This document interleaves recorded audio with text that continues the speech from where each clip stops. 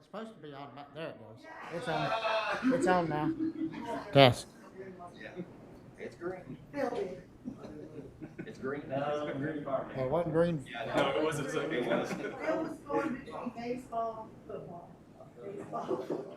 I said that, Grace, you ain't even school back there, played in that fire, Really? and I slipped. Oh, He threw for 486 yards. oh my. Jeez. What quarterback is that? The Ravens, Oh, Oh, that was a game that was on yesterday, wasn't it? last night. Yeah, last night. Okay, we're going to go ahead and get started. It's now 1 o'clock, we're just a few minutes after. I'll call the meeting to order. Today is a work session for the Jackson County Board of Commissioners. Today, October the 12th, 2021. And I'll, at this time, as I customarily do, recognize our county manager, Mr. Don Adams, who will lead us through the discussion today of these work session items. And just a reminder for anyone who may be joining us today, for the first time watching on YouTube or Zoom, work sessions are a time where the board is introduced to topics, gives us an opportunity to have presentations, have some discussion, learn some information about these various topics. There are no votes that are typically held on these work session days, and these items will carry over to a future board meeting potentially where they would be acted upon. So today is just for us to be informed and learn about some activity that is taking place in our community. So with that being said, Mr. Adams, I'll let you navigate us through. Yes, sir. The first item is we do have Miss Tiffany Henry, our Economic Development Director. She is participating via Zoom. We also have Mr. Mike Tank here, Director of Government Affairs for Charter Communications. And this is an issue that has been briefly discussed by this board in previous meetings. And Mr. Tank was kind enough to come and just present information to the board in regards to the Rural Digital Opportunity Fund grant that they have received as far as expanding broadband in Jackson County. So having said that, before we move on to Mr. Tank, he will go through a PowerPoint presentation and some information with you. But I'll see if Ms. Henry has anything to, it's different how they're doing it. There she is. I'm here. We see you on the screen now. Okay, good afternoon, everybody. Thanks for letting us join you, even if I am via Zoom. Sorry I couldn't be there in person. I wanted to invite Mr. Tank from Charter. As Don said, they recently won a grant that's specifically focused on Jackson County. They won many others, but Jackson County is what he's going to talk to us about today. And I feel like given the challenges that we have throughout Jackson County with our broadband accessibility, the gaps in coverage, this is really going to start the conversation of some really great efforts that we've been working on in conjunction with Charter and all of our other internet service providers. And Mr. Tank, as like Don said, he is here specifically. We're going to talk about what we refer to as RDOF, this grant award. And I think you're going to learn a lot of new things about this project. And if you have any questions as we kind of go through this, please don't hesitate to ask. Between he and I and Don, I'm sure we can answer the board's questions. So without further ado, I'm going to turn it over to Mike. Good afternoon. As everybody said, I'm Mike Tank. I'm with Charter Communications, also known as Spectrum. And let me kind of help you figure out what's the difference or the similarity between the two. Charter is the parent company. Spectrum is the product we sell. So an analogy I use a lot of times is Procter & Gamble sells Crest toothpaste. Charter sells products under the name of Spectrum. So Charter is the parent company. I work for Charter, but we sell and we go under the name of Spectrum. So you can almost use them interchangeably. So it's a lot of times it's good to get that out of the way because people don't always hear one. What's the other? Okay. So I am here today to tell you about, to share a little bit of information with you regarding broadband and how it's going to impact your county, Jackson County. Charter Communications is, as you may know, we're the second largest cable company in the country. We don't currently have a presence in Jackson County. That is going to change very quickly. We are going to come in, and we're going to come in and do some construction big time. So what I want to talk to you about today,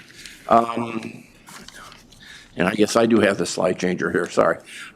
Here's our quick agenda. We want to talk about the RDOF program. We want to talk about exactly where the locations are that we're going to build under RDOF, and then future opportunities. So what RDOF is, it's a program that was put together under the FCC. Also, let me do this. Since this is a work session, I want to make this as interactive as possible. So as we're going through, if you have questions or there's something that you want a little clarification on, please feel free to interrupt me. I'd rather have this be a dialogue so that we can answer your questions and help you understand so that we can make as much progress as we can going forward. So RDOF, or the Rural Digital Opportunity Fund, is a program under the FCC. They put this together a year or so ago, and what it was, it's designed to help broadband come to the rural areas where broadband wasn't. To get broadband into rural areas, the biggest hurdle is the economics of building it. There's low density, many times well, as you folks well know, the terrain is tough to get to, and there's a lot of economic reasons why it doesn't really work. Let me ask the question right off Sure. the bat then. And for those that may be watching as well as myself, just educate, what is broadband? Because a lot of people think internet. What is broadband? Well, that's a great question. I don't know that there is the one answer. Broadband to a lot of folks is just that, internet, access to the internet service. And that can be for accessing homeschooling work. It can be working from home. It can be working for medical doctor's appointments. It can be streaming movies. It can be gaming. It can be social media, emails, and then also the video aspect of it. So we talk about broadband because broadband brings that connectivity to the internet and all the applications that are available through the internet. Charter will also provide additional services, be it video, be it home phone, be it cell phone services. All those will come with the stuff that we're going to be talking about and to the areas that we're going to be serving. Those are going to be options that people have the choice of taking, Okay, so subscribing to. the other word that we hear a lot mentioned today is fiber. So is that the delivery method of the broadband? Well, you're still a little bit of my thunder, but yes, it is. What we're going to be doing, we're going to be building fiber to the home. And so we're going to be providing this new technology coming out there. And so, yes, we are building fiber all the way to the home. Because I know now, hear another term, and DSL, and I know it's using traditional copper lines as opposed to fiber, and there's some limitations, and I just want to make sure people understand what we're talking about here. Right. When you talk about DSL and you talk about copper line, you're talking about phone company technology. The cable television never used that technology. We use coaxial cable, which is different, and it had its better qualities and other setbacks as opposed to direct fiber. And so we have grown, but in my opinion, and it's a biased opinion, of course, because I'm a cable guy, but coax was far more superior to a copper structure. But copper was out there much earlier than we were, and that was more of a history and a traditional way of delivering the service. So, all right, jumping back to RDOF and talking about the need for broadband out to rural areas. So the FCC came up with this program called the Rural Digital Opportunity Fund, or RDOF, and what they want to do is get it to areas that were unserved. So the way they determined the areas that were unserved were through census blocks. And so they looked at the census blocks, and if there was no broadband service, and according to the FCC, a definition of broadband service is 25 megabits per second download or 3 megs up. If it didn't have that, then it was considered not having broadband service. And in the FCC's eyes, in that census block, it had to have, no one had that level of service. So in other words, if there were 100 homes in that census block and one of the homes had that level of service, it was not eligible for RDOF. So it was only ones that were 100% without broadband in that census block. And yeah, Well, this brings up an issue that I've had questions about. Mhm. And, there have been some areas or little communities, we don't really have neighborhoods as such, like in metropolitan areas, but a small community might have one or two people, sometimes even a family of two homes would share a very expensive broadband booster thing that allowed them, because they work from home, to get that service, whereas their neighbor just across the road has zero. So would that have negated the opportunity to benefit from this grant? okay. The way that these census blocks were determined whether they had service or not were according to what the FCC has as a 477 report. These reports are provided by the provider. So they would have either Charter Communications or the phone company or whoever the other providers are in your county. It could be, I know there's Cherokee Cablevision, there could be Paulson Frontier. West or whoever it might be, the provider. They have to file these annual reports, actually twice a year, reports with the FCC saying, here are the census blocks that we provide and here's the level of speeds that we provide. So based upon that, so if they are saying that, yes, they're providing that level of service to that census block, then they would not be eligible. It wouldn't be what the local folks are doing with a booster and all that. So it's not, that's not the level of, it would be, it's self-reporting by the provider. So if I live in Cullowhee and I do already have internet service, that I'm ineligible? Your census block, well, Un- assuming that you have a service that is more than 25 megabits per second, then your census block would not be eligible for RDOF participation. Because according to the FCC, you already have broadband. Even though it's horrible, I have. You have it. And what the effort of the RDOF under FCC is to get broadband to the rural areas where it is not. Right. Okay. Yep. So that's what we were doing. So Charter, well, the way they did it was through a reverse auction. And the way the reverse auction went is each provider had the opportunity to make a bid to the FCC. So we would look at census block XYZ123, and we say, okay, we think it's going to cost, I'm making up numbers for examples. We think it's going to cost $100 to build out broadband to that area. We as Charter, we will pay $50, but we need the feds, the federal government, to pay $50 to make it work. Somebody else will come in and say, well, we can do it for $40, but we need the feds to pay $60. Charter would win that example because we are asking for the least amount of federal subsidy. So that's the way the reverse auction went. And there were, I very much simplified it. I was not involved in the details, but it was a much more complicated process with multiple rounds and all those type of things. But in essence, that's the concept of the way it went. So the way we did our bids were based upon a lot of enhanced desktop analysis, looking at the FCC 477 reports, looking at census block data, looking at where our existing footprint are in neighboring counties. We're right across in Haywood County and some of those areas next to you to see where it makes sense for us to build. And so based upon that, we made our initial, we made our applications to the FCC, and we won quite a bit. So here in North Carolina is, well, nationally, we won over 1 million locations. And when I use the term locations, that's kind of an FCC term. A location can be a home, It can be a business, it can be a church, it can be a governmental building, it can be an anchor institution. Really think of it as a structure of some type. So it's not necessarily residential or commercial. It can be either. But nationally, we won over 1 million locations. In North Carolina, we won over 125,000 locations in the state alone.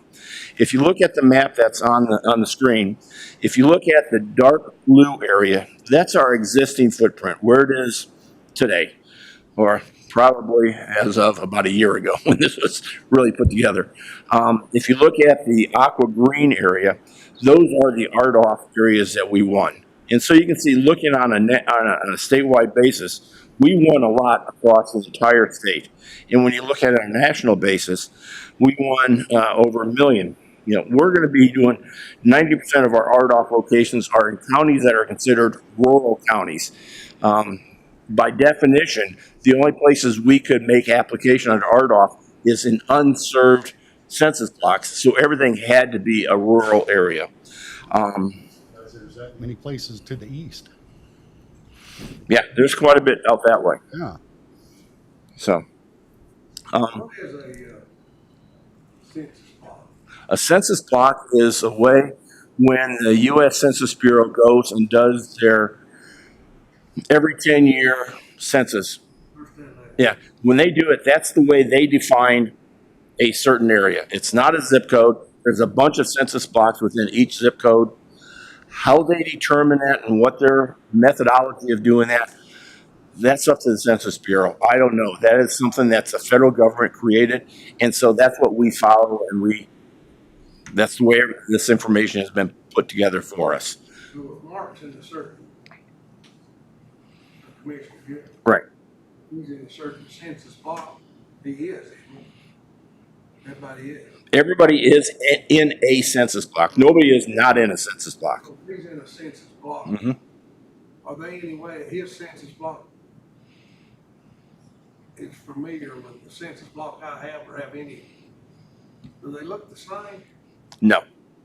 How about number wise?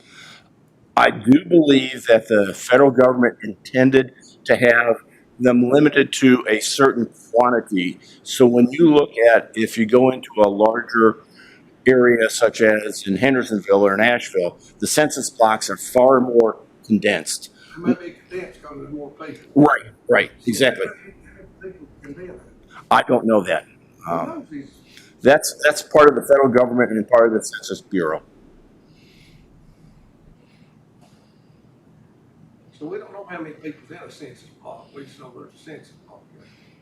And if there's so many people that's got internet, then that census block will qualify, would you correct? Correct. I mean, How many people have to be in there? We're- according to what we were doing, if there was one person in that census block, and whether there are 100 or 200 or 10 in that census block, if there's one, that census block was ineligible. I don't know that we know the number that were in that census block. We just know that the FCC said census block XYZ 1, 2, 3, 4 is eligible under RDOF. So then we looked at that. If census block XYZ 1, 2, 3, 5 was not eligible, we excluded that from our analysis. You might mean eligible, maybe it's just one person had, Correct. Or it could be 50% of that census block had it too. Well, if you look at this map, and most of Jackson County qualifies. yeah. So, and you can see way up north here, Swain, a lot of that would be the national park, White. Mhm. So obviously that's not a, Doesn't qualify. no. That's- Barry. Yeah. So, but it looks like, except for Cullowhee, where MetroStat already expanded, most of Jackson County will be eligible. Well, let me jump into the next slide then. Let's let him. I think we'll kind of get to that. So if we look at this next slide, if you look at Jackson County, the area in green, the dark green or the bright green, what do you want to call it? Those are the RDOF areas that we want, that we are going to be building out to. So in there are 11,128 RDOF locations. So let me put a little asterisk behind that number. That's the number that the FCC told us were in those areas. We know, as we've already started doing some of the work, that sometimes those numbers don't match up one for one. And if you're an accountant, and I've got a business background, they don't always match up, so you're not going to balance them 100%. But that's a good estimate of exactly the number that were there. And I can tell you that with all the RDOF that we want across North Carolina and all those counties that we're going to be, there are more RDOF locations in Jackson County than any other county across the state of North Carolina that we are doing. So you guys are the largest area that we're going to be building out to.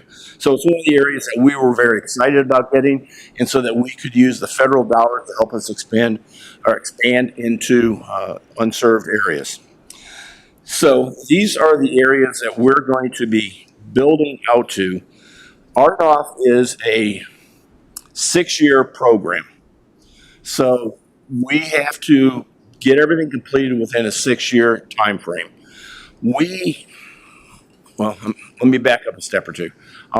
With getting 125,000 RDOF locations here in North Carolina, with over 1 million across the country, it's a big undertaking for our company. So we have created a new department in our own company called the RDOF department, and they're going to be overseeing the construction to get all this stuff done. They broke it down into territories, and for the Carolinas, we have an RDOF team that's going to be based in Charlotte. I'm based out of Charlotte, and I should have said earlier, I gave each of you a little packet of information like this. This is exactly what you have in your packet. The only addition that's not in here that you don't already have is my business card. So if you have any questions or whatever, you can always reach out to me. I am based in Charlotte, and my territory is really the western third of North Carolina. So I've been spending a lot of time over here, especially with the RDOF area. So happy to work with you and answer any questions. But as we move forward, we have this RDOF team, and I can say that the team that is in place are guys that have been with Charter a long time. I've worked with them in our prior lives where they were just regular construction team instead of the RDOF. So they do know what they're doing. There's not a learning curve. They already have relationships with Duke Energy and the power companies. They understand how to build things in right-of-ways and to file the permits with NCDOT and then those folks. So the process of how to do it is not a learning process. It's just a matter of moving forward and getting the plan put together, how to do it. And one of the things that you may be hearing about, not only in our business, but with COVID and with everything else, the supply chain to getting the materials, to get everything done. We are a large company, so we have already started securing those things, not necessarily saying, oh, we know exactly where it's going to go, but we do know that we're going to need a bunch of materials. So we've already been starting to secure that. So hopefully we are getting ahead of that supply chain as well so that we can get this work done in a timely manner. One of the questions that somebody had asked was, what's the technology we're going to be using? We're going to be using fiber to the home, and in fiber to the home, that means we are going to be providing our full suite of services. Our standard service for broadband is 200 megabits per second. That's just our normal, what we offer. We will offer services that go higher than that. We offer 1 gig service. If, again, that counting in me, it's 940 megabits per second. It's not quite a full 1,000 gigs, but we call it a gig service.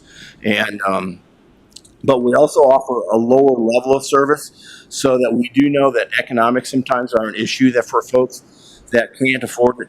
In your packet is a sheet that talks about our Spectrum Internet Assist program.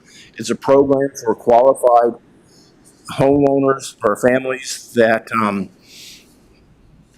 could qualify to be a qualified homeowner or a qualified family.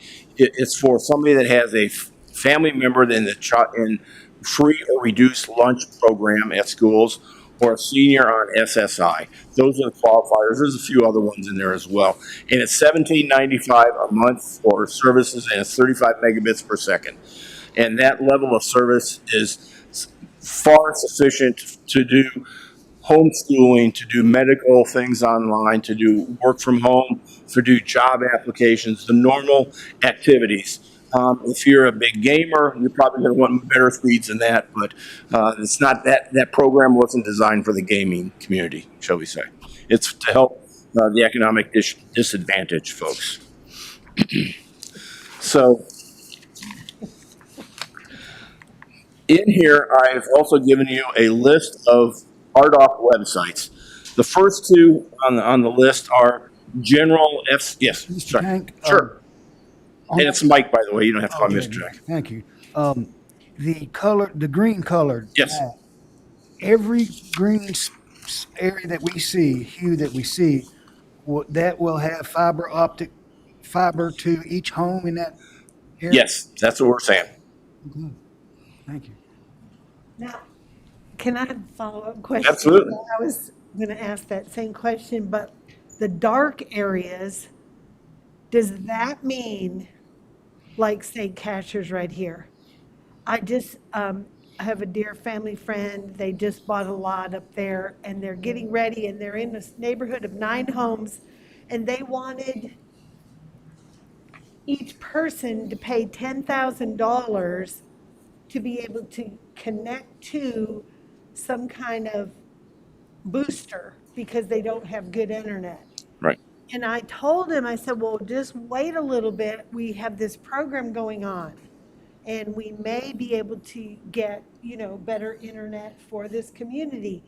But it looks here like that's not happening in Cashers, right? Let me back up a step or two. Okay, So I want to kind of respond to yours a little differently than just a straight yes, everybody there.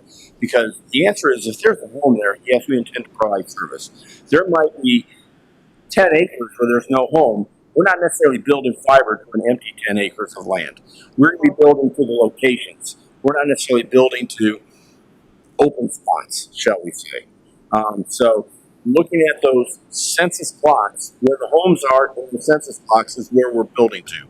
If that census block has a tract of 50, 100, 200 acres that's unserved, maybe there's a hunting cabin up there or something, we're not necessarily building to that. We're building to the locations where people reside that are considered residences. Okay.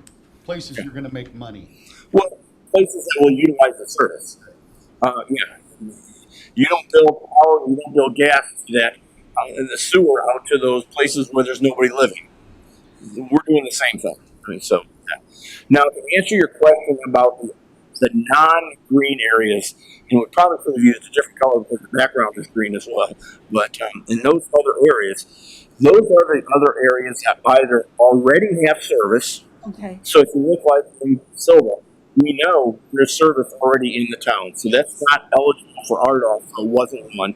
And it could be also some of those other census blocks that maybe only partially had service that was not eligible, and they may not have it.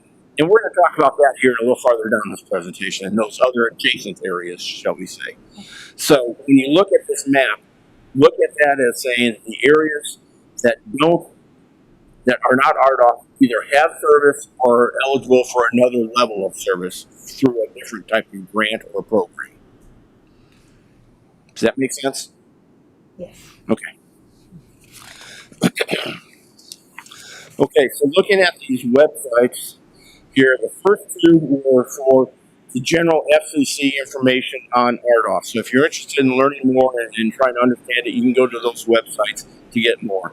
The next two under the general RDOF area where it says FCC maps or CNS map, those are websites you can go to and it will show you who won what various auctions. Not only what Charter won, but what other folks won, whether it's SpaceX, whether it's Windstream, or whoever other providers are.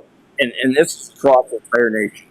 But the nice thing about both of those locations are they do have a window where you can put in a specific address. So if you live out on 123 Bear Track Lane, to see is that don't have service right now, is that part of RDOF? You can plug that address in and it will tell you whether it's in one of those census blocks or not. And is that the second one here, awards? We're talking about FCC map or map. CNS map. Good. Those are the ones, Plug in an address. Good. thank right, where you plug in addresses and you can specifically see whether it's included or not. So then when we go down to the next part where we talk about Charter Spectrum, in your packet and in that, in the information I gave you a press release. There's a link if you want to have an electronic version of the press release, and also a blog article that talks about what we're doing through our RDOF. Then also, when you look at the SpectrumRuralExpansion.com, that also is one where you can go in and plug in your address to see if that's in the areas that we're going to be building out to. And if it is, then you can give them your email, and then they will send you information as things move forward. So that's a way to get information rather than them calling you, the county commissioner, saying, well, what's the latest? What have you heard? They can plug in their own email, and there'll be a direct communications with our company to provide them the latest information. Now, keep in mind that RDOF still is a 6-year program, so it's not I'm going to plug it in, and next week I'm going to hold the whole answer of everything. It's not going to be that quick to set expectations, let's just put it that way. But this will be a way that when the time comes, they will be getting the information. That will be a level of communications. And then the bottom piece is I was asked about what the pricing is and what services will be offered and whatever. Everything that we are going to be offering here is going to be what we offer across the state. So whether you're in Asheville and Charlotte, Raleigh, out on the East Coast, out in the Outer Banks, wherever we offer services is the same level of service to be offered here. Some of the channels might be different because of off-air broadcast and all that, but that's really the only difference. And so if people are interested in what the pricing or the structures or the level of options, they can go to that website and they can get that information as well. All right. So before I kind of move beyond RDOF, any other questions on that? You can always back. It'd be nice on our website, on this particular page, if we had a little explanation of each of those web links, just so that it'd be easier for the citizens to go directly to the specific, what they're looking for. And can I interrupt here? Kelly and I, we're going to work on that. We thought about putting it on the main homepage, but also even putting it on the economic development page. Great. Well, and that's one thing, Tiffany, I've had requests from some citizens who have wondered about their address. And I know that some real estate people have said to me they had a home ready to sell, and then because there was not broadband access, the sale fell through. So this kind of information would be very helpful for people in planning, not just businesses, but homes as well. Yeah, absolutely. We hear that a lot from realtors. Yeah. Yeah. Okay, so moving on beyond the RDOF areas or the currently served, we do know that there are still unserved areas out there that most likely are the census blocks that had just partial level of service. So what we are doing right now, we are working on looking at further desktop analysis. And what we're doing is we're taking a picture of the county. And again, we're going back and looking at these FCC 477 reports. And we're pulling out the areas that, according to the FCC, already have service. We're pulling out the areas that we or somebody else have won through the RDOF. And then what's left is kind of what we kind of call our white space. That is an internal charter term. That's not an industry term. That's not another. If you talk to another company, they're not going to, that's not their terminology. And so what we're doing, we're looking at these areas that are less than the 25 by 3, or potentially even in that more than 25 but less than 100 megabits, you know, that kind of service, but not the strongest level of service out there. So we're looking at that information to see where these areas might be and how we can go about going after going to them. So to do that, again, do it on its own. The economics all by themselves really is still not strong. Otherwise, it would have already been done. So there are other programs that we're out there looking at and looking to work with the county on. So a couple of these are the county funded projects. If the county has a level of funds that want to help us offset some of that, we are happy and willing to work with the county to see what you would want to do with some of your funds, however you may want to do. Some of those funds could come from the American Rescue Plans or ARPA funds.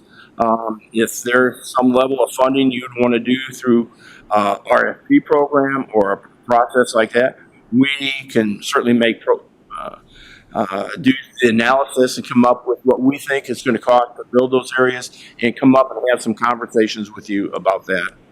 And then finally, there's also coming up is the NC Great Grant Program. Are you guys familiar with the Great Grant Program? Okay.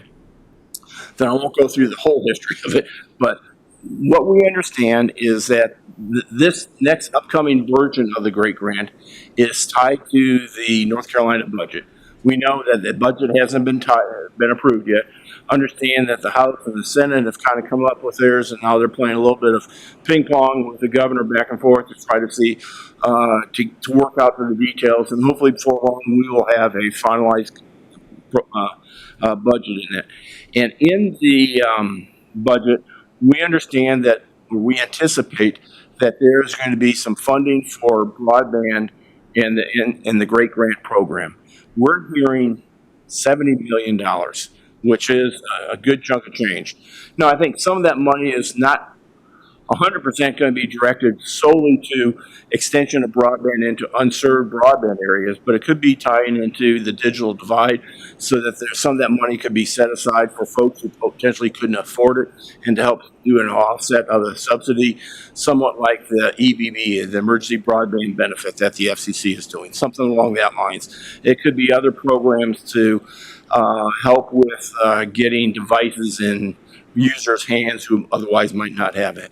But a good chunk of that money is going to be utilized for expanding broadband into the rural areas. And so we want to work to look at to target those other areas that are unserved so that ultimately we can leverage what we're doing with the RDOF to build upon that, to build these other unserved areas. And then once we look at the currently served areas, we can have a good way to blend broadband across the entire county. That's what we're ultimately looking at doing. It's going to be a multi-year program. I'm not going to say it's going to happen overnight, and we all wish we had that magic wand that can make it happen, but it's going to be a long process to get there. But we want to work with you to do that.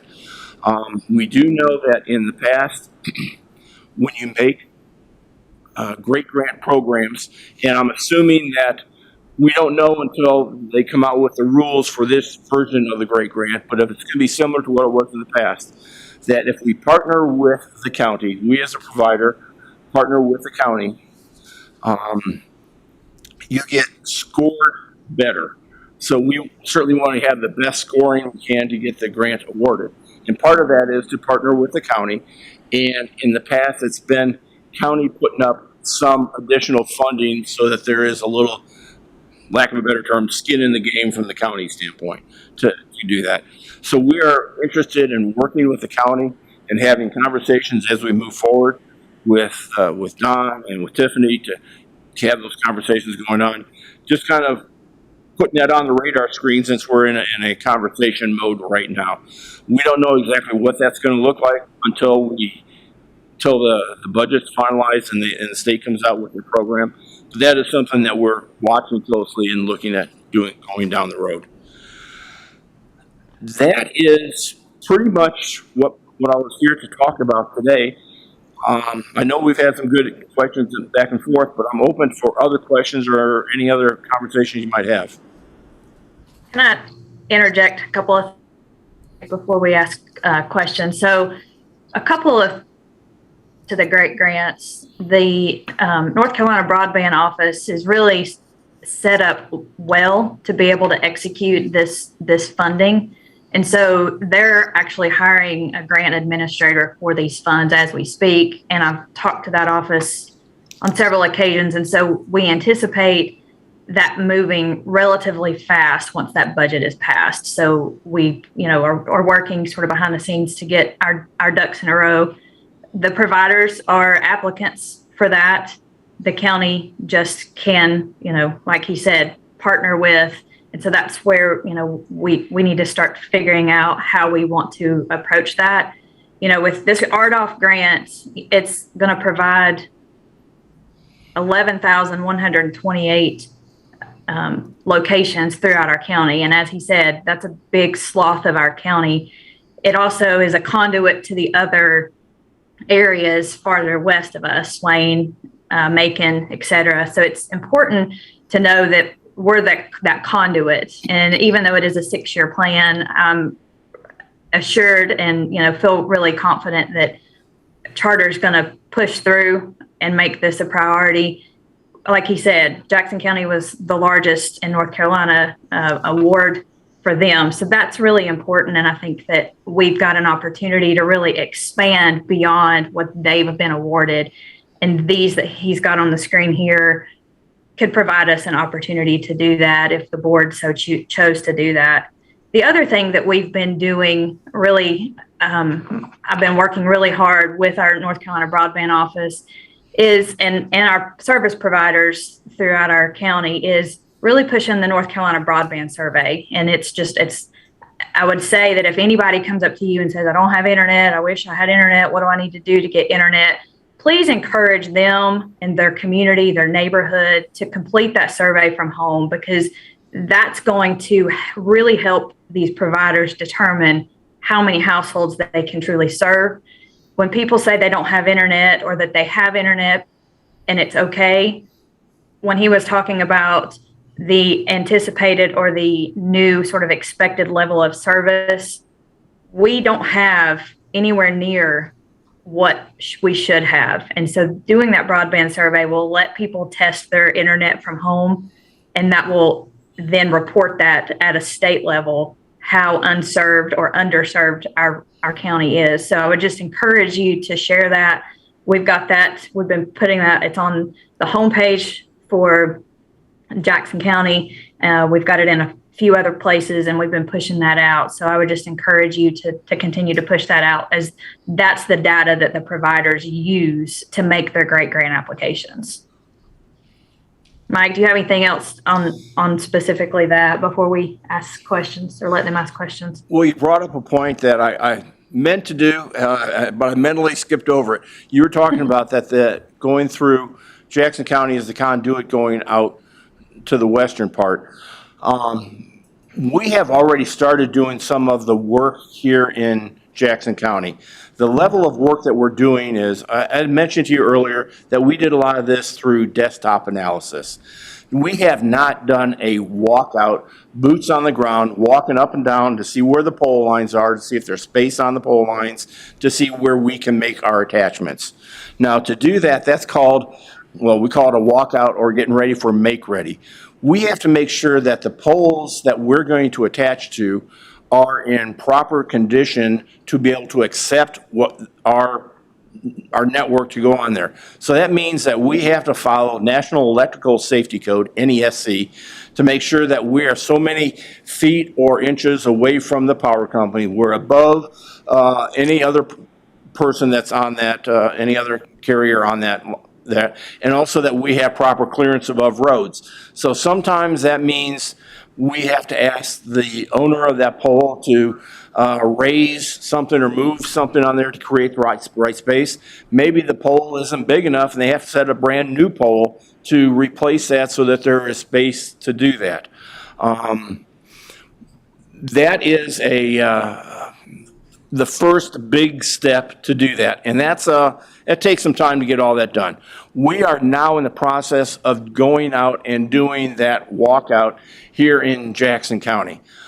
And it's a little different with new technology, you got new ways of doing things. So we have cars, and we have a contractor doing this for us, but and they have vehicles, and they all should have signs on them that say, we are a contractor for Charter Communications, or we're a contractor for Spectrum. Quite a few weeks ago. We have been. It's been going on for a while. And it's like if you see the Google car driving by, it's got this weird rooftop antenna on top of it. That's what they're doing. They're using LiDAR to go in and take pictures of the poles, and then through that, then they can determine how much space there is. In the old days, and my gray hair shows that I've been around for the old days, we used to have to go out there and what we called stick, take a measurement and stick each one to see what the difference is. Now we can use this LiDAR technology to do that. So we know that there are also some areas in the county where the rights-of-way and the pole lines are not necessarily on the streets. So you might see some guys with backpacks hiking up and down along those pole lines who have this LiDAR on a backpack, doing the exact same thing. Now, if anybody has any questions about that, and maybe I should even ask Don, is there a department or a group at the county that we need to make sure that they're in communications with, so that if there are any questions about about if we can access this area, or we're having difficulty accessing an area, that we can work with? I mean, we want to do it, make sure that people are aware of it, so that they understand why we're doing this, and we don't want to upset anybody in the process. I would recommend just all these types of questions still go through Tiffany's office, and we'll work through that. Right. She has already raised a couple of these questions to me, and that's kind of where some of these answers have already come from, because Tiffany has raised the questions. So she's very good at carrying. The big questions on the creek where I live about what these folks are doing, because they've been working Yep. several days up there. So, Fire went off the other night, we figured we knew what this done. well, we don't touch the power, so you can't, that's not us.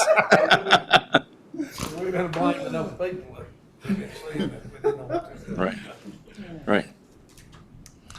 I think it's interesting you mentioned that about the polls, because obviously this has been an issue in our community for years, and we have tried in many ways to enhance the internet access for our citizens, and I talked to I talked to Lisa Leffler from Duke Energy, and she told me that a lot of the barrier was that the poles weren't tall enough here for extra additional wires and whatnot, I guess the fiber optic thing. So I am so pleased to hear that you're addressing that.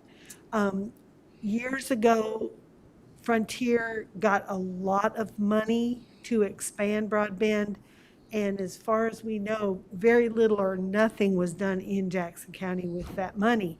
And that's disturbing to taxpayers when they feel like they've been promised something and it's not followed through on. So I appreciate, obviously, the level of planning and foresight that you've put into this. We're moving forward, and we intend to do everything that we said we've done.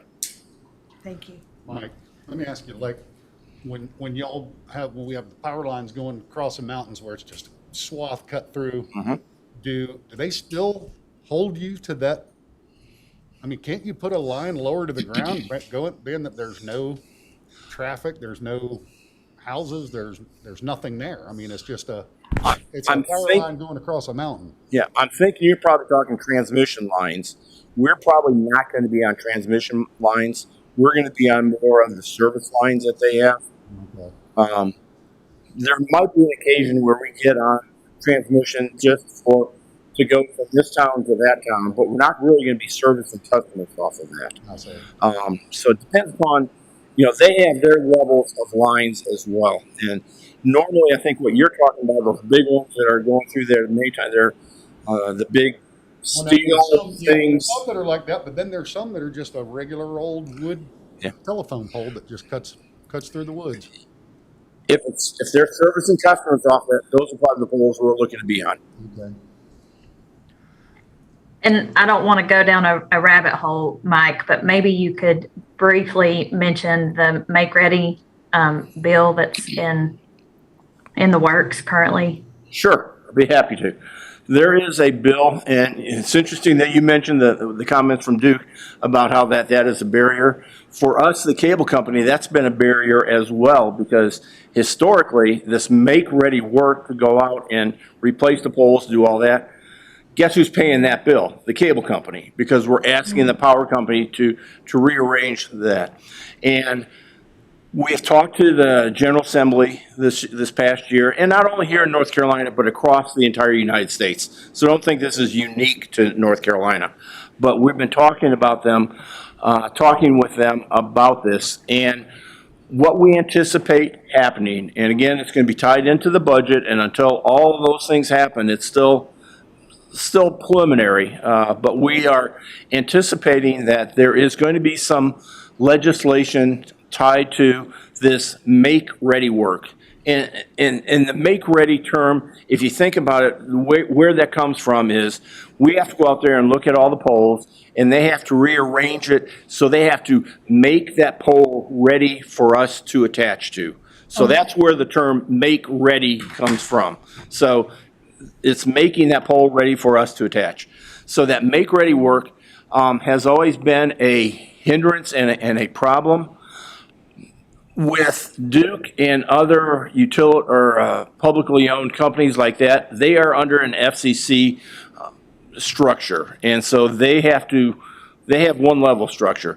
But also there are local REMC, Haywood AM's REMC, and some of the other municipally owned electric cities and some of those other ones.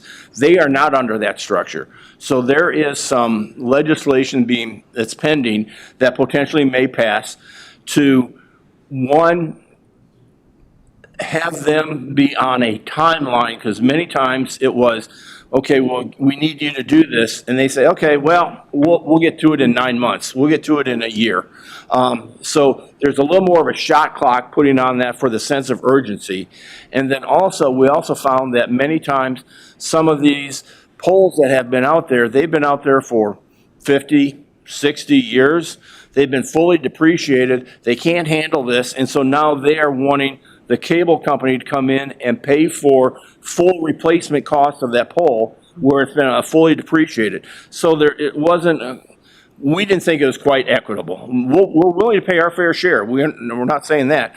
So there is some language in the bill addressing that, and I think what the state is doing, because the REMCs weren't necessarily saying, oh, we shouldn't have to pay for the cable company to come out and do that.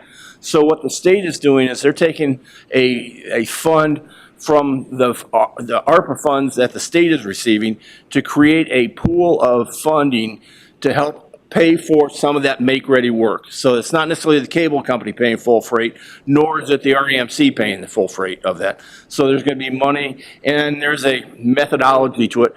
I don't know the details of it well enough, but I understand that concept of that's going on. So I think that's what Tiffany was alluding to and wanted me to try to address.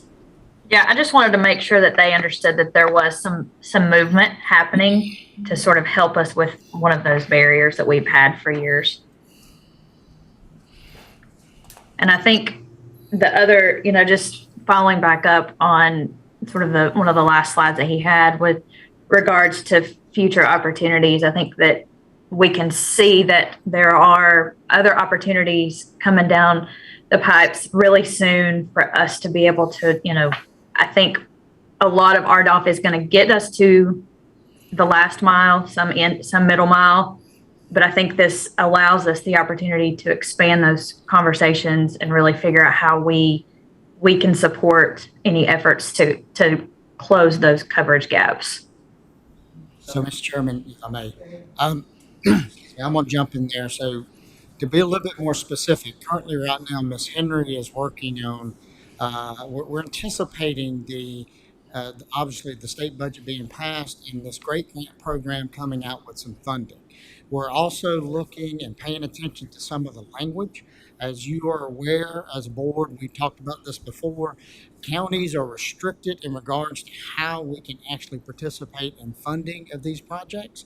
But what we're hoping is, and we believe that when the budget is passed, and specifically under this great grant program, that hopefully they're going to allow counties to utilize some of these ARC funds as matching funds. Currently, right now, under our legislation, we don't have the ability to utilize these federal funds to go towards broadband. But specifically, if the state budget is passed how we're hoping it'll be passed, we might be able to do that. In anticipation of that, we not only have Charter here, in which we appreciate, Mike, all your information, but we also have a couple other providers that we know that are going to be interested in these great needs, that are local providers here in Jackson County. So in anticipation of that, and in hopes that the state will come and put some of that language in there, Tiffany is and working with Heather too, is they're already starting on the request for proposals process, so that when the state budget gets passed, and if we have grant applications from Charter or grant applications from our other providers, whether it be Boston West or Skyfi, that we will have a process in place that we can hear proposals, and then ultimately you as a board can make decisions on whether or not these great grants and whether or not matching with ARPA funds meets our priorities. And so I do think that's good news. That gives us some opportunities to really be involved potentially in these discussions in the future. And so as I jokingly told Mike, is I believe it's at 17 million. Is that the total Jackson County amount? It's about 17 something, I think. Give me a second, I'll tell you. Let's confirm that and say, but I was joking with Mike while we're talking is ultimately if we can, it's a 6-year build out, but obviously what a lot of people may not be aware is you guys are currently operating out of Waynesville, correct? That is their closest footprint. Correct. So the reality is if Charter comes in with some type of proposal, great grant proposal that can speed up this process, that can speed up their RDOF investment here, I believe that proposal, along with other proposals I know we'll get, should be seriously considered. But there'll be a process developed to hear these proposals from Charter and then also from these other vendors. Yeah. And yes, it is. It's 16.9, so 17. What's $100,000 here or there, right? Thank you, Mr. Any other questions? When do you think in a estimate time, maybe our first community will have the fiber? I can't answer that. I mean, if I would do, it would be purely Mike Tank speculating. And I think that'd be a disservice to your residents. It'd be a disservice to you. And it would just be me purely guessing. I can tell you that we're already doing our walkout. That's not happening in all the counties across the state. So the ball is rolling. Exactly when it's going to cross the goal line, I can't tell you. And what would be an average dollar amount to have skin in the game from the county perspective? My understanding is in the past it's been 10%. And so depending upon what the size of the request would be, if it's a $5 million grant, or if it's a request, or if it's a $20 million grant, that would modify whatever that percentage would be. So if we got 16.9 million for the whole county, 16.9 million is the dollar amount that the feds are giving Charter to offset for the RDOF areas. So that has nothing to do with the great grants. That's a committed amount that they're investing in Jackson County. Okay. What we're talking about is, if you see on the screen there, great grants. It's a program that's coming out of the state. If the state passes that budget, then there may be other opportunities that go beyond that shaded green area that we were just looking at. It could go beyond that shaded green area with Charter in regards to if they come in and make proposals to build out beyond that green area, that's something that they would apply to the state through the Great Grant Program, and then they would look and try to partner with the county. Now, again, that's where I also go back and emphasize what's really critical in this language, this the budget being passed is for them to have language in there that allows the counties to utilize ARP monies for the match. So any type of match money, anything we're talking about in that regard really needs to be dealt with when the application comes in. And then also it needs to be dealt with in regards to the legality. You know, if they don't put that language in there that we're discussing, then we don't have the capability of matching with these funds. So this is all tied together in regards to how the budget's passed this year. But just, I want to emphasize the $17 million that is committed by them. I think the opportunity is committed by the federal government and it's committed by charter to invest. The opportunity could be that they expand beyond the shaded green area and make other service connections. Just to build upon that, that is exactly right. Think of the green part is already done. What the future you're talking about with Great Grant and whatever is the other unserved areas that we can leverage what's already going to be done in the green to build those other unserved areas. And so what will happen, Commissioner Jones, is if I hope we're in this fortunate situation where we have multiple providers coming to the county, asking the county to partner with Great Grants to serve Jackson County. And so then that's what's going to have to be taken into consideration, especially if there's any overlap conversation. And so that's everything that really we need to take into consideration if and when the budget gets passed and the Great Grants are made available and the county is allowed to use ARP monies, then that would allow us to go through this request for proposal process. And then ultimately that'll allow us to really start getting into conversations about what your priorities are. When I mean the board's priorities are as far as service areas. So hopefully the press will emphasize for our citizens and us to contact our state representatives and legislators to support this bill. I believe, and again, I'm not the guy in Raleigh who's doing this day to day, but from what I'm hearing, the funding that's coming from Raleigh is ARPA funding that the feds are giving to the state. And I believe it's going to be the intent of the state to allow the counties to use ARPA funds as well, to use some of their ARPA funds to help be that skin in the game or that partnership so that everybody is working for that same goal. So I do believe the intent is to allow that, but Mr. Adams is correct that needs to be in the language of the bill, however it comes out in the final version. So I do think they're moving in that direction.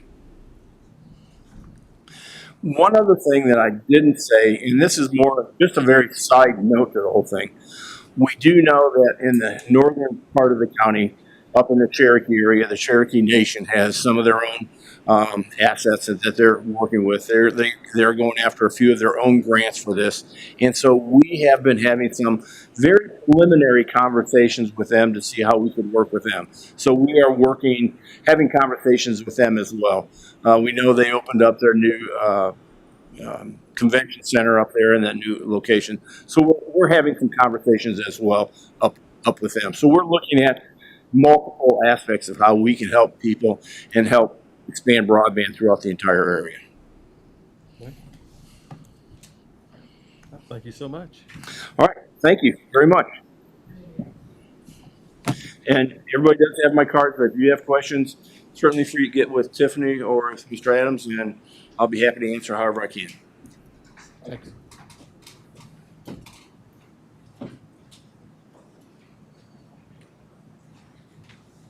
All right. All right, next item is self-explanatory. You see Mr. Ellis and Mr. Hopkins here, and they are here to present and discuss with the board the proposed Cashers Glenville Recreation Center Master Plan. Thank you. Appreciate y'all allowing me to come here and present this document that's been a long time waiting. I know it's had a few bumps and a few curves to do the process. Just want to give you some background on the process of where we're at now. And in a few minutes, I'll introduce David Tuck and Megan Fuller from Equinox to go through the program or the plan as well. We went into contract with Equinox about midsummer of 2019.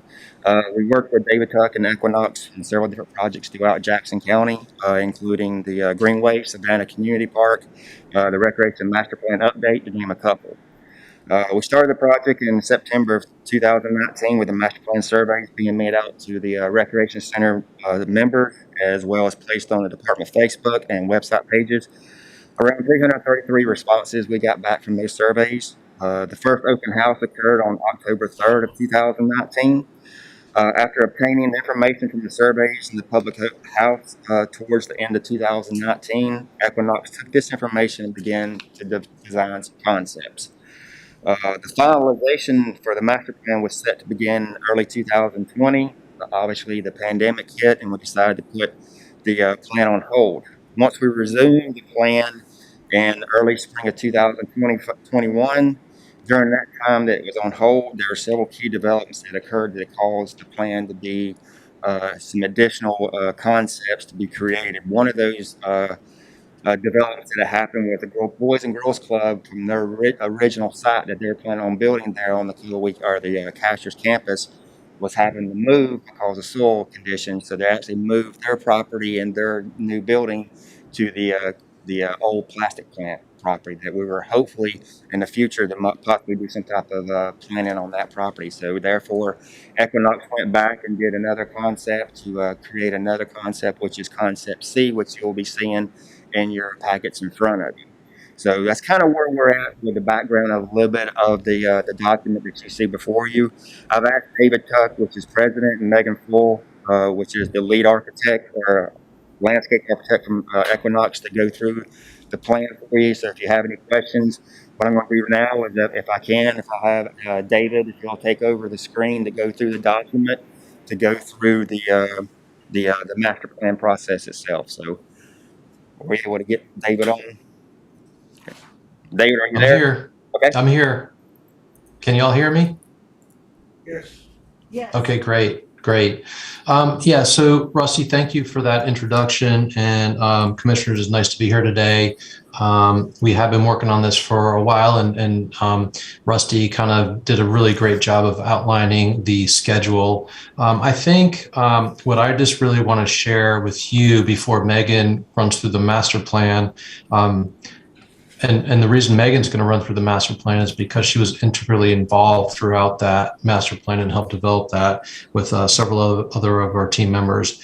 But we really were focusing on creating a central hub for recreation activity in the Casters Glenville area, and really looking at making it pedestrian friendly, accessible, providing for outdoor recreation that was well connected to the community. So that was kind of the focus of what we were trying to accomplish with this master plan. And again, this was for the outdoor spaces that we're focusing on primarily.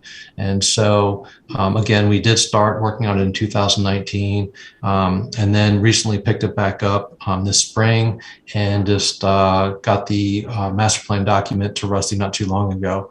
So I thought, Megan, if you want to try to pull up the master plan document, and then maybe just kind of hit on some of the highlights, I'm going to turn it over to you.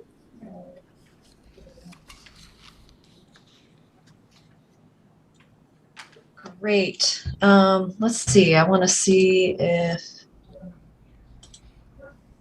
can you all see the master plan document? We have it in our notebooks. They threw a curveball. This is, they've been working on Zoom. We had sound problems before, so they were working on Zoom and separating Zoom. And so what we weren't planning on was a shared attachment from the Zoom person. We do have the actual plan online. Okay, well, what I can do is I can reference page numbers and talk through it with you briefly. Is that it? All right, he's got it. Oh, you got it. Great. And just so you know, we also have copies before. Okay, perfect. Let's see here. I'm going to open this. All right.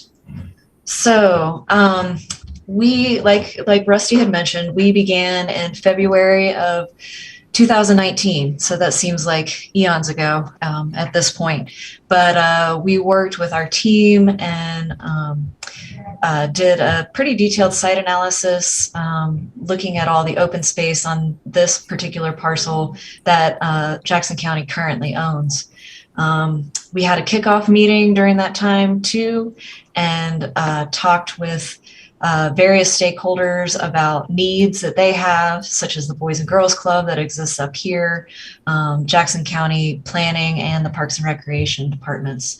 And we were able to then develop a couple of concepts, which you have in your packet. One of the main things that we were looking at during this process was the pool. The existing pool is in a state of disrepair there and will require quite a bit of upgrades. And so we looked at a report provided by Lofquist in 2017 and did two concepts, one with removing the pool and placing it elsewhere. And in concept A, as you can see, we suggested a lawn where the pool is currently, and then replace the pool up into one of these areas where one of the fields are. And then in concept B, we looked at just upgrading the existing pool and enhancing some of the other areas on the campus of the current recreation center property. So with these two concepts, we had a public meeting. We brought several stakeholders together and the public into the recreation center and got quite a bit of feedback. It was pretty nice in those days. We could all come together and talk with one another face to face. We also left our concepts up in the recreation center for quite a while and got feedback from people that use the recreation center. The public, most of the public really wanted a new pool or to have a pool to use. They also wanted to see trails and pathways, and they also wanted to see access to nature areas on the campus. So all of that was very helpful. Then at this stage, after we had public input, we kind of put the process on hold as the county wanted to look at the idea of integrating alternate parcels into the master plan. There were some parcels adjacent to this existing recreation center parcel that could be acquired and potentially could have made a big difference in what we recommended for the master plan. So we waited for input on those. We developed some schematic designs and ideas of how these adjacent parcels could be utilized if they were acquired. Another thing that occurred, and let me just go back up here to this concept. The new Boys and Girls Club was initially scoped to be over here in this corner, this building right here. And after they did their initial geotechnical report, they found that the soils were not suitable for building this parcel. Building right here, the soils are, what would they say? The level to groundwater is very low. It's 8 to 12 feet below the surface. There's a lot of standing water, and they were just not suitable for building a structure. In that regard, we also took note that the same area is what houses the existing pool that may be leading to some of the issues that the pool is experiencing. So just taking note that this whole area over here may not be suitable for building on with structures or within for a pool, the weight of a pool. So let's go back to here.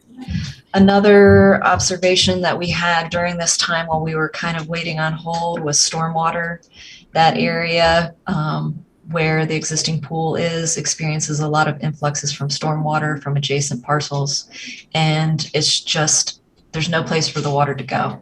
So it's an issue that needs to be dealt with, but we also found that made the pool, that replacing the pool in that area was maybe not the most suitable option. David, do you want to go into a little bit more about our pool recommendations? Yeah, sure. That'd be great. So again, we looked at the 2017 cost estimate that Victor Lofquist put together. We looked at the geotechnical report where the Boys and Girls Club was going to locate, and then when we conducted our own site observations with the stormwater and the fact that the pool was in a low spot and there was really no good way to address the stormwater issue. In a nutshell, that's why we came up with the recommendation to not relocate the pool in the location where it is, or to try to rehab it, just because of the cost and the fact that those long-term conditions of the stormwater would not be able to be addressed. So those were some of the key things that we're looking at. And one of the reasons why the project was kind of put on pause was to look at those outlying properties along the existing Cashiers Recreation boundary, was that there could be locations, there were locations that if the pool was located in another place, then we could relocate some of the activities onto some of the other spaces, such as where the new Boys and Girls Club facilities are now currently constructed. So once we kind of got back into things in the spring of 2021, really we came to the conclusion that you don't have a good location on site for a pool with the existing facilities and buildings. We looked at the permit center. There's the Jackson County Permit Center, but then we understood that recent upgrades were made to that facility. So turning that into like a pool house with a pool nearby didn't make sense. So we really evaluated that closely because that was one of the higher things listed on the survey from the public. Megan, back to you. Yeah, so this past spring, we came together again. And at this point, we were told to just move forward. There had been some changes to the adjacent parcels. For instance, this parcel over here, which is across from the Recreation Center, it looks like the Boys and Girls Club facilities were going there, as well as the fire station. So this was not to be looked at for the Recreation Center anymore. And so at that point, we decided we needed to move forward and come up with an alternate concept C. And in this concept, we recommend removing the pool, recommending that it should go in an alternate location entirely. In this area, most of the significant changes that we are showing are over here.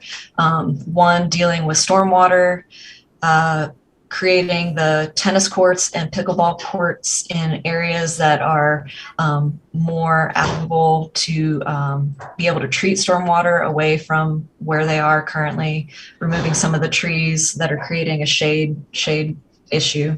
And we also recommend installing a splash pad there. And we looked at costs for that and provide that at the end of the document. This would also include a pavilion and outdoor community patio and meeting space. So concept C, pavilion ideas, outdoor classrooms, walking trails, stormwater treatment, all of these come together and we created the final master plan here that you can see. And that's on page 15 of the document that you guys have. Here we show what the new Boys and Girls Club facilities is going to look like. It's already in construction. We have also included, there's a dog park now existing right here next to the playground and an outdoor gym facility. So all of these areas that are here that are already existing to remain. And once again, recommending movement of some of the tennis courts, integrating a playground with splash pad, community patio, and then also over here by the library, integrating a wildflower meadow and outdoor classroom facilities. So with that, after a long process, I think we're pretty excited to provide this to you guys, and hopefully it will lead to some new things and more connectivity and recreation opportunities for the people of Cashiers and Glenville. Thank you. Thank you, Megan. Thank you, David. Any questions, commissioners? I mean, I know, like I said, it's a long, drawn-out process, but, we took a lot in consideration with the public input. Tried to work with the public about possibly, upgrading the pool, but, with upgrades, and that was back when Victor's in 2017, which is around a little over $500,000. We know what it's going to be like nowadays if we do those upgrades to that pool, and that's just to get it up to code. That's not saying dealing with the erosion problems that we have, and we just recently, this week, had possibly maybe another sinkhole where we just fixed 2 years ago. So there's definitely some drainage issues in that whole area there. So that whole concept needs to be rethought about when we redo something, whether it be whatever we decide to do in that area right there. But definitely that is something that, we looked into with the splash pad versus the pool. You still have a water amenity. You don't have as much money that you're spending out. You don't have to worry about lifeguards, but you still have a water amenity there for not only the day campers we have at Cashers, but also the Boys and Girls Club kids that will be able to utilize that water feature there also. Not to say in the future that we couldn't build another pool somewhere adjacent to our property there as well. So there is still some other tracks that we can look at to possibly building a new pool if that's the case. But right now we're focusing on kind of getting the most of what we can on this campus right now to be able to fulfill everybody's needs, whether it be tennis, pickleball, some type of aquatics water area, as well as walking trails also. So, we're trying to focus on the big picture for everybody. I recently had a conversation with both of them, but Mr. Hopkins, and it's when I saw the statistic on the plan of the number one priority, I think it was 40% wanted a pool. However, in our conversation, just if you'd share the information of how many non-group, and that group meaning Boys and Girls Club, or events, what would be the average attendance on a daily basis of that pool? Sure. If you take out Boys and Girls Club, our day camps, and the daycare as well, general public average is 5 to 6 people per day. So that really surprised If me. you take out the day camps, The and bulk of what the actually bulk of uses which it. actually uses the pool.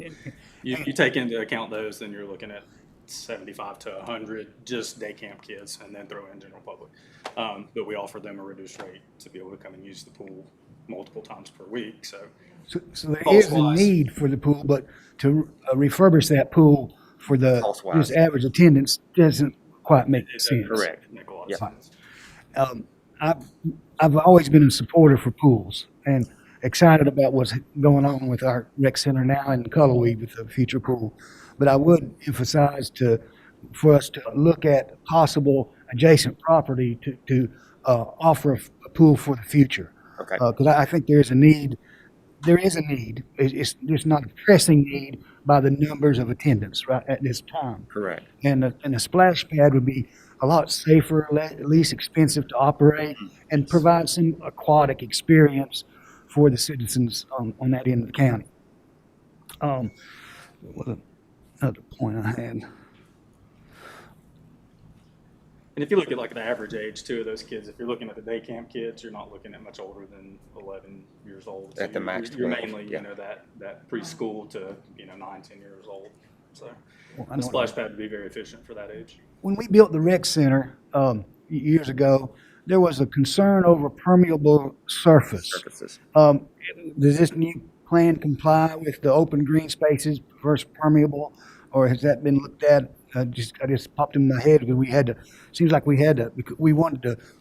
the sidewalk that we put in by the fire department, we had to create green space just to accommodate that sidewalk. Correct. But I just remember that popped in my head.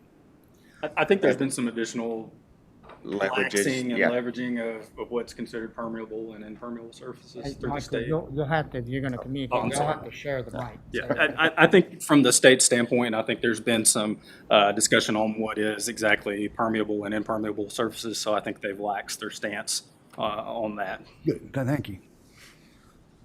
I had heard, I had heard as well from, and I'm trying to remember who told me, but about the use of the pool.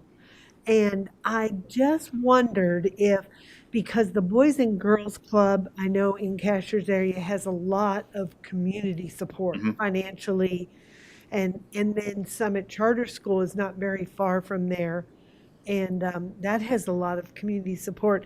And there might be an opportunity down the road to do a pool jointly from those two entities. And then we could maybe, as the county, provide the land or something like that. But if those are the primary groups using the pool, then that might be a possibility down the road. That's definitely a possibility. I mean, just like Mr. Jones said, there is a need for a pool up there. I mean, Yes. obviously we need a pool up there for, learn to swim, with the Right. vast water opportunities that we have. But definitely, but within this frame and with this document, it's not feasible to be within the campus and what we have on the county currently owns right now. But definitely be something that we could look into with some of those other entities to cooperate and coordinate something with that. And I personally think there's some adjacent property to what the county currently owns that we could pursue in the future. And I know we've had some discussion with some landowners too that potentially would consider, selling or working with the county to some extent. I love that idea of the splash pad and the natural features. It had big rocks and things in the picture. And I know I've taken my grandkids to the one in Cherokee and they really enjoy it. It's about being out, being wet. Exactly. And that's the reason why we want to at least get, if we weren't able to do the pool, Yes. we're actually do some type of water feature to where when it is on the hot days, moms and dads and the grandkids or whatever can go out there and actually have some water and get cooled off for that. So It's a great idea. thank you. Any other questions? Okay. Thank you. All right. Thank you very much. Thank you, guys. Thank you. Thank you. Thank you, Mac and David. Thank you all. Have a good day. Bye now. You too.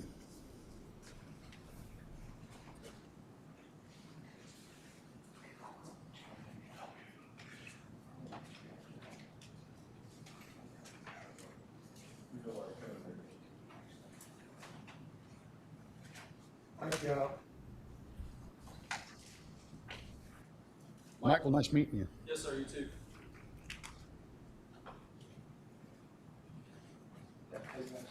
Follow up with him. I can meet next Thursday if we can't do it Friday. Thanks. Are we ready? Yes. All right. Next item, we do have Ms. Breedlove here, our Human Resources Director, is going to talk to the board about our drug-free workplace and substance abuse policy. Good afternoon. Okay. Hi. Hi. Hello.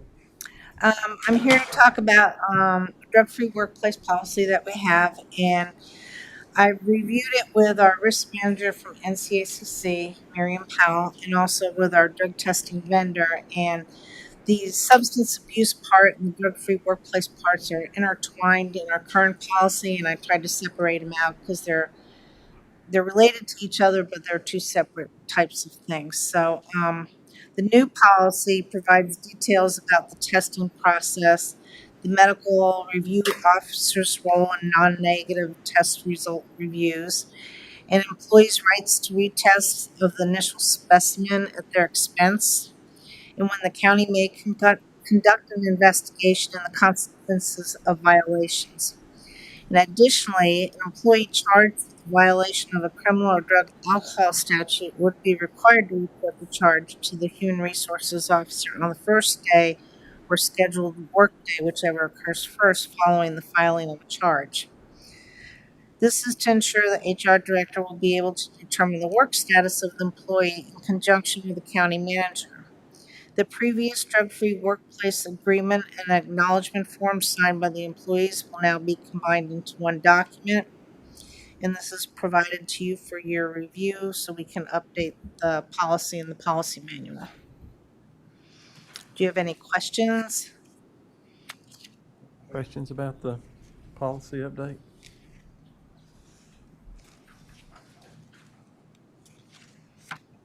Is this an action item that we're ready to take action on? If there are no questions at the next business meeting? Got the policy ready? Yeah. it's in Yes. here. Yes, sir. So it's, Okay. Okay. Well, unless we have no other questions, then we'll just add this to the next agenda. Okay, thank you very All right, much. thank you, Kathleen.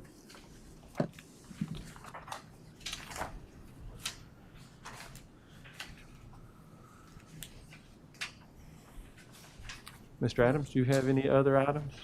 no, sir. Commissioner Striblin, do you have anything today? No, sir, I do not. Commissioner Jones? No, sir. Commissioner Woody? Yes, I had the privilege of attending the dedication of the, or I guess commemoration of the Harriet Tubman statue. It was a wonderful program and just beautifully done. And the NAACP was the lead organization organizing that. And they gave me a form and they asked me to bring it to all the commissioners. And this is they would like any nominations for the humanitarian awards. So if anyone has, I know Commissioner Jones is a part of this, but if anyone had a nomination that they would like to bring forward, you can have this form. I'll leave it in the office. What's the nomination for? I'm sorry, for the humanitarian awards.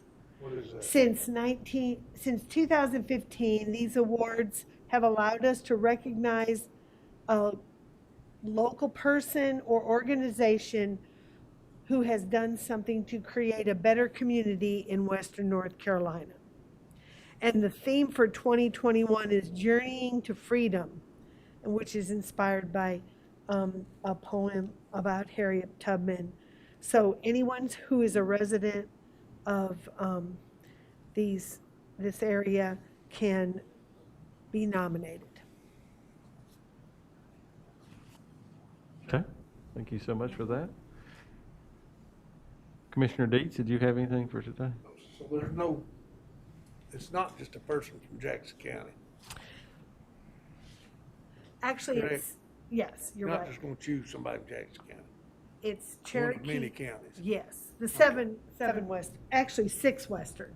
1, 2, 3, 4, 5, 6. Not Haywood. No, I don't have anything, Mr. Chairman. Okay. Well, hearing no other business, does someone want to put forward a motion to adjourn? So moved. Is there a second? Second. All in favor say aye. Aye. I gotta go back to work.